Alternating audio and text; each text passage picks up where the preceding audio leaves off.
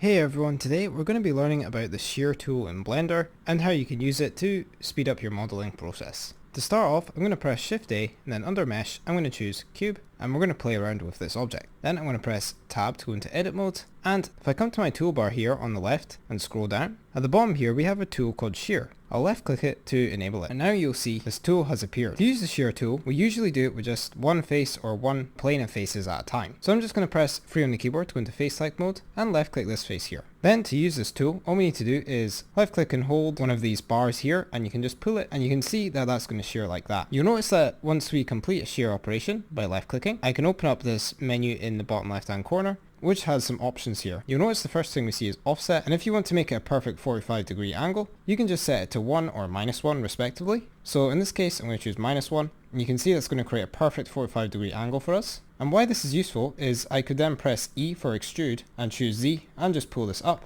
and you can see how this can be really handy while modeling. Maybe press E and then X for example and pull this along, and if I wanted to flatten this face here, I could just press S, X and then 0. That's going to scale that face and then flatten it across the x-axis, neutralizing it. As you guys probably know if you've been watching this series, I don't really like to use the toolbar and like to use hotkeys instead. So I'm going to come to the top and go back to my select box, and we can use this shear tool by pressing Shift Control Alt S. And you can see once I do that, it's going to start shearing. But you can see we're having a bit of issues. It's kind of just shearing randomly. So for example, if I want to shear it this way, I could go in this view, so I could Control Alt S, and you can see that's going to allow me to easily shear. And you can also type in the number 1 if you just want to put it straight to that 45-degree angle, and press enter. And now you see when I rotate around, that's created it how we were wanting it. And just to quickly explain here, this will work with any object. So I can, for example, press Shift A, and then this time I'm going to choose a cylinder. I'm in object mode here, but if you're in edit mode, it's not the end of the world. Since this is just a quick example, just keep in mind if you do this in edit mode,